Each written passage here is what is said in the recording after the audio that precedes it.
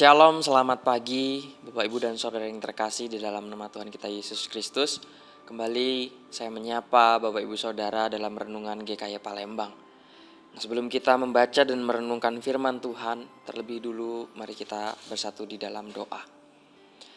Allah Bapa di surga, kami bersyukur, berterima kasih untuk segala penyertaan dan cinta kasih Tuhan yang senantiasa boleh kami rasakan dalam setiap kehidupan kami.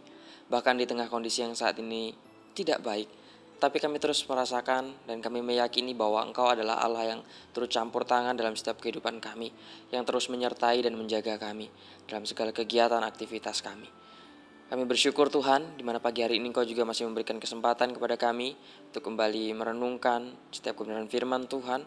Dan biarlah kiranya firman ini boleh menguatkan dan meyakinkan kami dalam melangkahkan kami dalam setiap hidup kami pada hari ini. Inilah doa dan seruan kami Tuhan di dalam Kristus Yesus, kami berdoa dan bersyukur. Amin. Renungan kita pada pagi hari ini terambil dalam Yesaya pasal yang ke-9 ayat yang ke-7 sampai dengan pasal yang ke-10 ayat yang ke-4.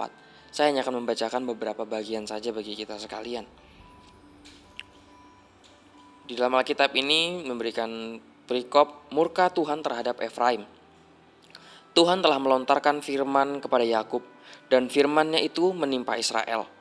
Biarlah seluruh bangsa itu mengetahuinya, yakni Efraim dan penduduk Samaria, yang berkata dengan congkaknya dan tinggi hatinya, tembok batu bata jatuh, akan kita dirikan dari batu pahat. Pohon-pohon ara ditebang, akan kita ganti dengan pohon-pohon aras. Lalu kita lanjut ke ayat yang ke-13. Maka Tuhan mengerat dari Israel kepada kepala dan ekor, batang dan ranting pada satu hari juga. Tua-tua dan orang yang terpandang itulah kepala, dan nabi yang mengajarkan dusta itulah ekor. Sebab orang-orang yang mengendalikan bangsa ini adalah penyesat, dan orang-orang yang dikendalikan mereka menjadi kacau. Lalu kita lanjut ayat yang ke-17. Sebab kefasikan itu menyala seperti api yang memakan habis putri malu dan rumput, lalu membakar belukar di hutan sehingga tonggak asap berkepul-kepul ke atas. Oleh karena murka Tuhan semesta alam, terbakarlah tanah itu, dan bangsa itu menjadi makanan api. Seorang pun tidak mengasihani saudaranya. Mereka mencakup ke sebelah kanan tetapi masih lapar. Mereka memakan ke sebelah kiri tetapi tidak kenyang. Setiap orang memakan daging temannya. Manasye memakan Efraim dan Efraim memakan Manasye, dan bersama-sama mereka melawan Yehuda.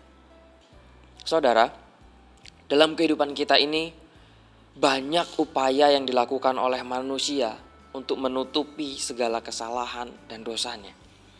Misalnya, dengan mengarang sebuah cerita bohong, lalu menyalahkan orang lain atau mengkambing hitamkan orang lain demi menyelamatkan dirinya sendiri.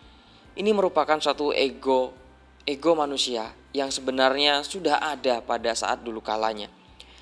Akibatnya orang lain dipersalahkan atas kesalahan yang tidak pernah diperbuatnya itu.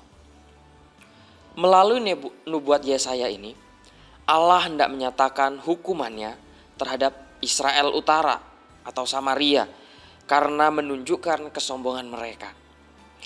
Allah mengingatkan agar Israel kembali kepadanya, namun mereka acuh tak acuh, mereka tidak peduli. Mereka beranggapan bahwa mereka bisa melakukan apapun yang mereka ingin perbuat pada saat itu. Efraim dengan sesumbar mau membangun kembali negerinya lebih kuat dan gagah setelah dihancurkan oleh kerajaan Asyur yang sudah kita baca pada ayat yang ke-7 sampai yang ke-9 tadi. Selain itu, terjadi ketidakadilan dalam mengejar kekayaan. Israel tidak bisa diperbaiki karena tidak mau meninggalkan dosa-dosanya dan kembali kepada Allah.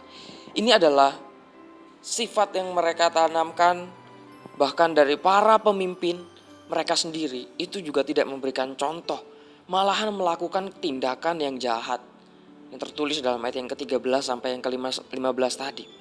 Berkali-kali Allah itu sebenarnya sudah memberikan peringatan supaya mereka itu bertobat, supaya mereka itu meninggalkan segala kegiatan pekerjaan mereka yang sebenarnya mendukakan hati Allah. Tetapi mereka tidak mengindahkannya. Mereka mengabaikan semua itu begitu saja. Bahkan kejahatan mereka semakin menjadi-jadi, semakin menggila. Mereka sesumbar di hadapan Tuhan. Para pemimpin itu menindas rakyat dengan biadab dan menyalahgunakan kekuasaan mereka. Inilah yang sering terjadi dan mungkin pernah kita alami ataupun pernah kita lihat dalam setiap kehidupan kita masing-masing. Efraim dan Manasye terlibat perang saudara karena keegoisan dan kefasikan mereka sendiri. Yang kita baca juga tadi dalam ayat yang ke-17 sampai yang ke-20. Siapapun saudara yang melakukan kesalahan di dalam firman Tuhan yang kita baca tadi, itu harus menerima hukuman, siapapun tanpa terkecuali. Sayangnya banyak orang berusaha menghindar dari hukuman dan berupaya membenarkan diri dengan berbagai macam cara supaya mereka terhindar dari jerat hukum itu sendiri. Lebih parah lagi, mereka menganggap bahwa tindakannya itu hal yang biasa, hal yang wajar-wajar saja, dan merupakan hal yang tidak ada salahnya sama sekali. Dianggap hal yang benar. Tuhan akan menghukum setiap kejahatan dan ketidakadilan. Contohnya, peperangan antara Efraim dan Manasye yang kita baca dalam firman Tuhan pada pagi hari ini, yang akhirnya membawa mereka dalam suatu penderitaan, dan mereka itu tidak akan pernah luput yang namanya dari hukuman Tuhan. Saudara, dari kebenaran firman Tuhan pada pagi hari ini, kita disadarkan akan firman-Nya bahwa hukuman itu akan mendatangkan penderitaan, bahkan rasa malu yang mendalam. Siapapun yang terus mengeraskan hati dan tidak mau bertobat, sekalipun Allah telah memberikan peringatan, tetap akan menerima hukuman yang daripada Tuhan. Oleh karena itu saudara, kita harus selalu taat dan menjalankan setiap perintah Tuhan. Sehingga dengan demikian, Allah akan memberkati setiap kehidupan kita. Bahkan kehidupan anak dan cucu-cucu kita. Juga bangsa dan negara kita.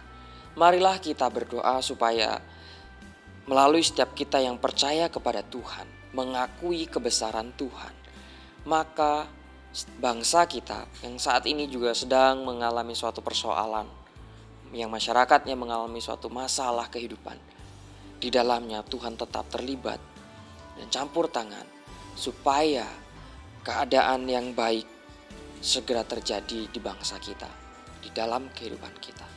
Demikian firman Tuhan pada pagi hari ini. Biarlah kiranya firman ini terus meyakinkan kita bahwasannya Allah terus campur tangan dalam setiap hidup kita. Amin.